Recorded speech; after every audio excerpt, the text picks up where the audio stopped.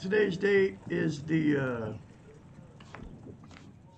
27th of May 2021.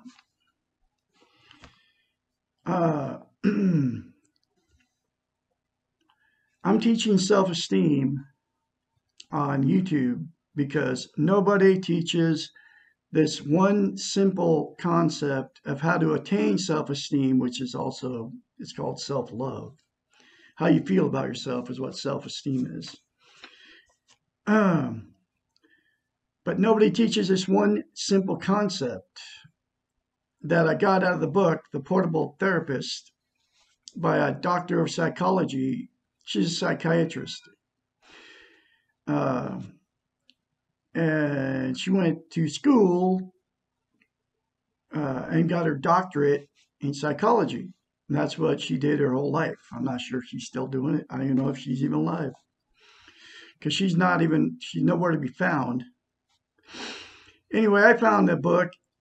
And the reason I'm teaching self-esteem on YouTube, because number one, nobody teaches it, like I said. And nobody teaches this one simple concept.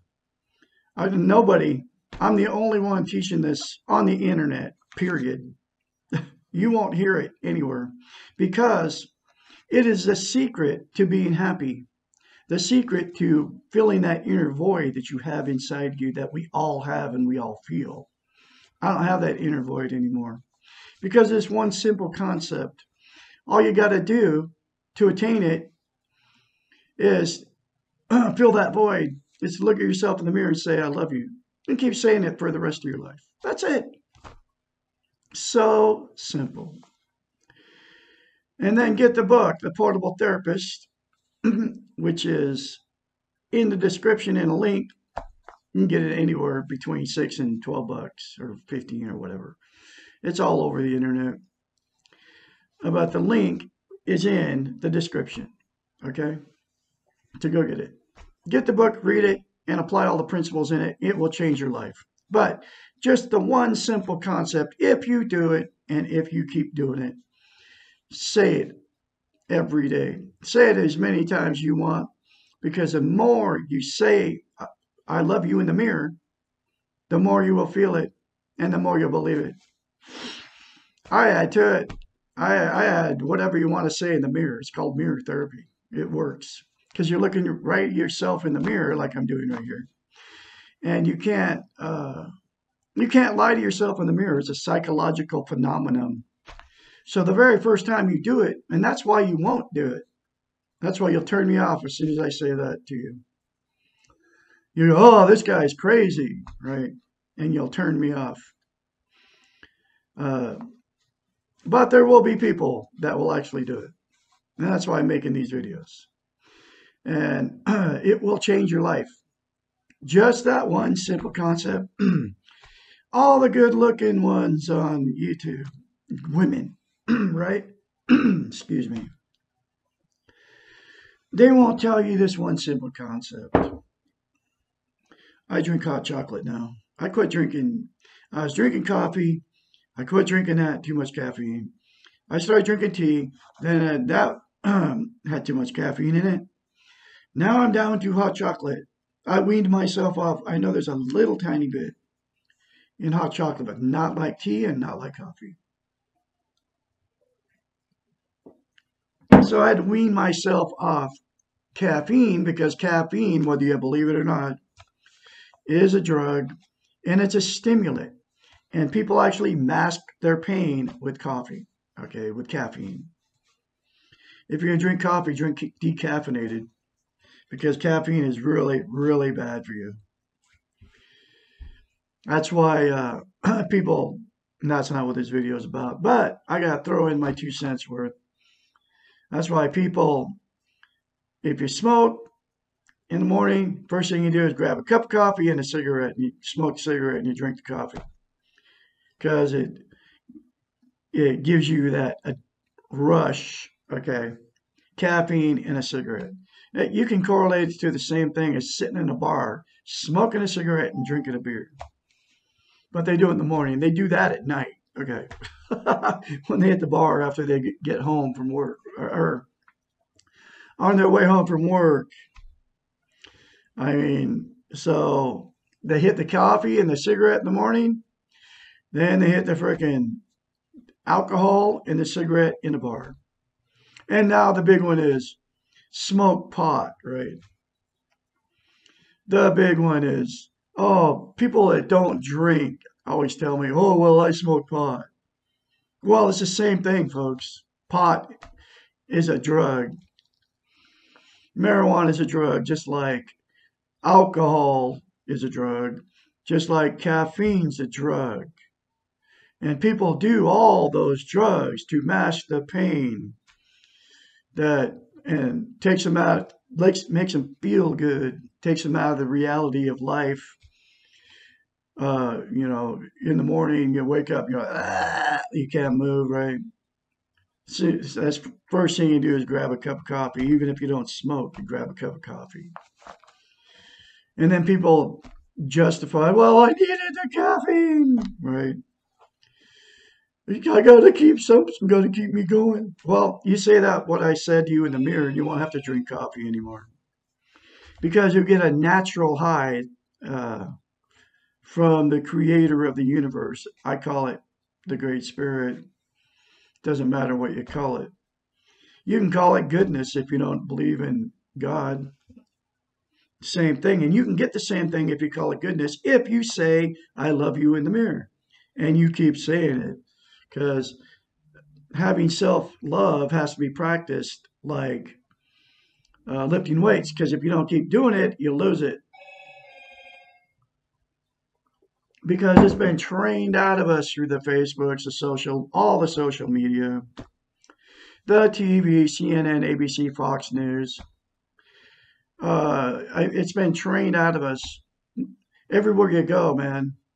Ever since the big Trump and Biden thing and all, the whole time Trump was in office. And I hear it all the time from people.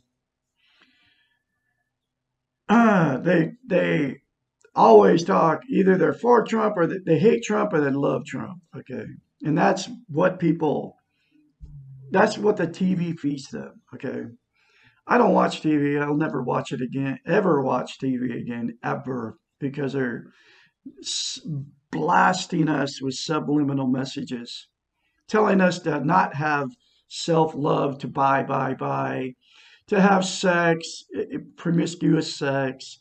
You can't even the stuff that you see, the obvious stuff, which is the reporters all dressed up perfect, right? It doesn't matter if it's a man or woman. The Rachel Maddows, the Tucker Carlsons, the Sean Hannitys, the Wolf Blitzers, the all of them, every one of them, they're all the same. Okay. So the only way, the cure for that is turn it off and don't watch it and don't listen to your radios because they're doing the same thing in subliminal vibrations into your ears. The sound coming into you is going into your subconscious and they're telling you all kinds of bad stuff about you. Okay. Because people that have self esteem won't buy all their trinkets from China. Okay. That's why the United States is everybody has too much stuff, right? Because too much stuff clogs up your spirit, and then you worry about all your stuff you have. Okay, and that's why the thrift stores are all filled up, and because people buy their happiness, and people with no self-esteem try to buy their happiness. It's all right. You know what I'm talking about. It's all around us. Okay, not me.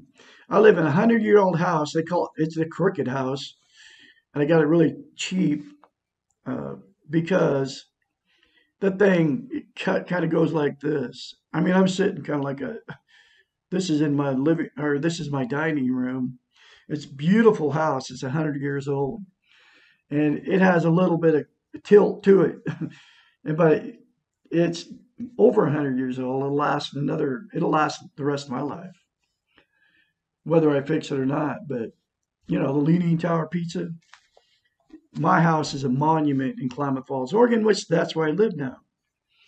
But it's a beautiful old house. I mean, everybody that built this house is probably dead. I got a fireplace right in the living room, wood floors in the living room. I got carpet. They've carpeted the bedroom and this room, which would be the dining room, and my bedroom. And then the rest of it's vinyl. But fresh paint and everything. I love it. I've got natural gas for heat. But anyway, so this is the next chapter out of the book, The Portable Therapist. It's chapter 55, and why can't I stand up for myself? The fear of being assertive or standing up for ourselves is most often related to our training on how to be good or nice. Because our training has not taught us how to love ourselves, we have focused our time and our energies on people-pleasing behaviors in order to be loved. I've done it, okay? For years, I tried to impress my ex-in-laws, okay? My first wife's mother and father. She does the same thing, still to this day. I'm not doing it anymore. I tried to impress them. They've never liked me, and I've always tried to impress them with what I own, but it doesn't even do any good because no matter what I didn't impress them. Anyway, so I just cut off all ties with them. They're not even my family because you go around those kind of people and they judge and condemn you because you don't have what they have. They've all had money. That side of the families all had money, always, and they've always bought their happiness. Well, I don't have to buy my happiness anymore because I have self-esteem, self-love. And I can't be around people that are judging me and condemning me. I can feel it. I didn't know what it was until 6 months ago when I got self-esteem. I didn't know what this feeling. And anytime I got around people and what it is, they're condemning you and judging you because you don't have what they have. That's the world we live in, folks. And I choose just not to be around it. So, and I can make that choice and I can do that and I'm doing it for sure. They would think, well, they won't even watch my videos, but they would say they would say I'm a lunatic for making these videos teaching self-esteem. And I don't know what they're saying about me. My own daughter, right? She knows my videos are out there and she won't even watch them. She won't comment in them, nothing. I can't talk to her either because she's saying I'm probably crazy for doing what I'm doing here. Anyway, we're going to continue on here. We have been trained to believe that others will become angry and withdraw from us if we express opinions contrary to what they are saying. It becomes easier to agree with and withhold our own rights, choices, and feelings rather than risk abandonment. We think, oh man, this stuff is going on right now. You can't talk to people about self esteem, they don't even want to hear it.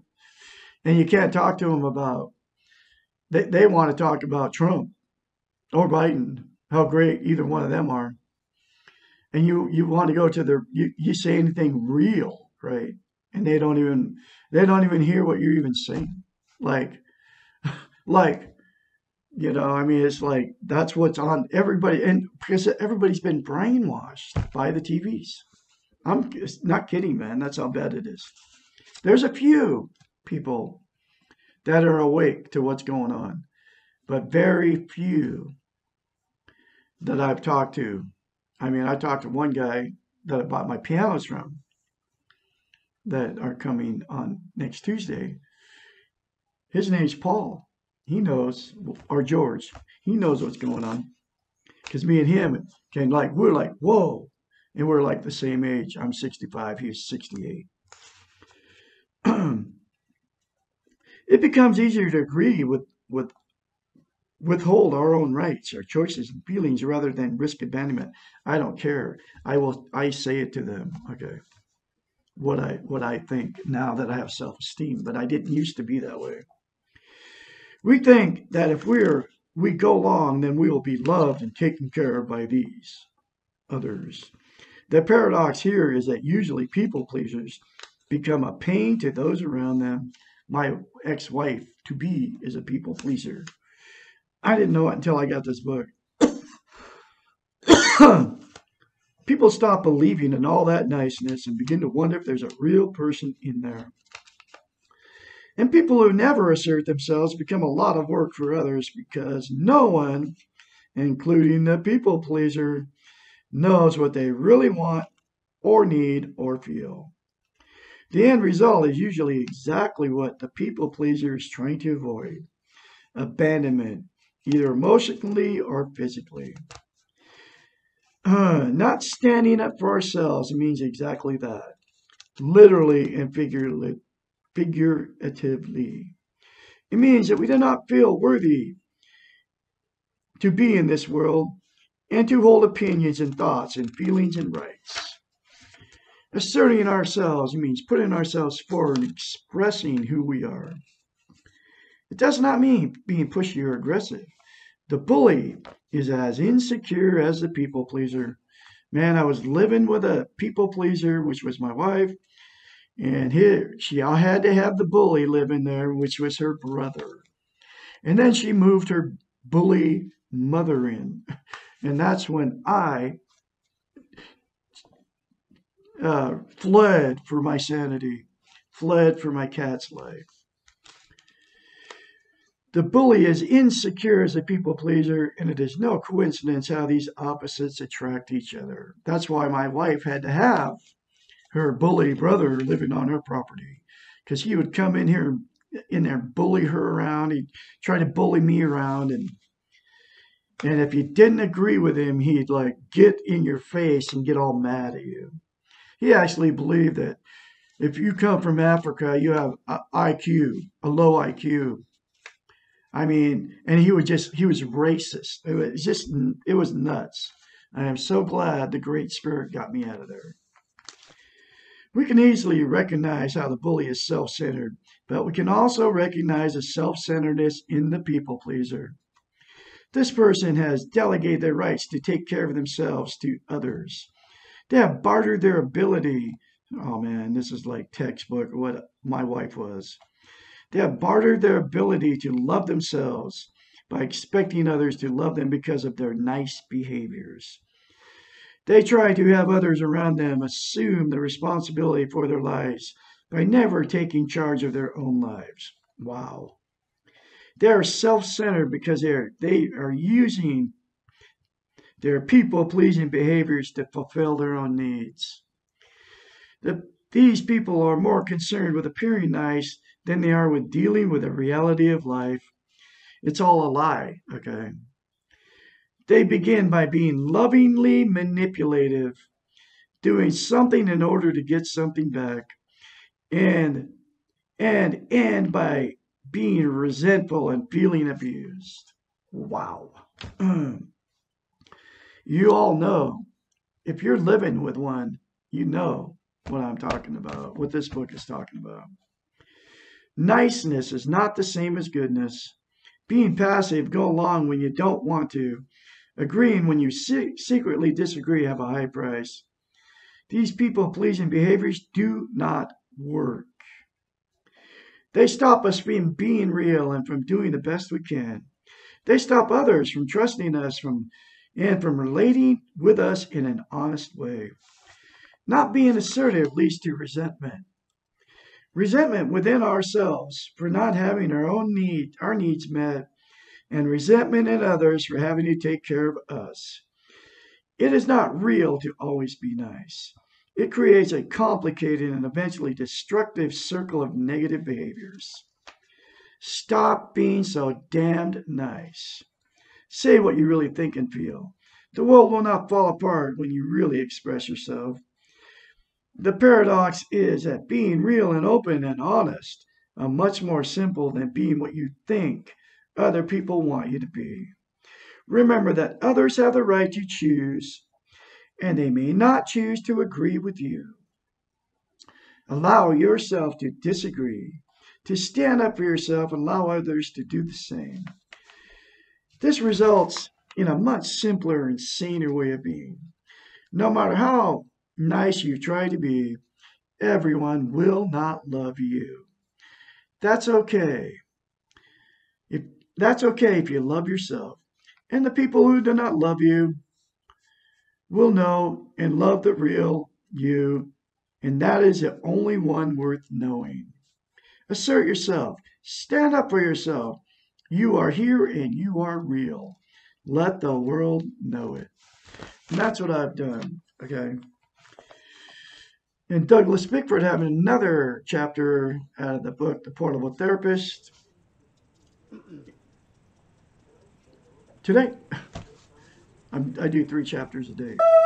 And you all have a great day out there.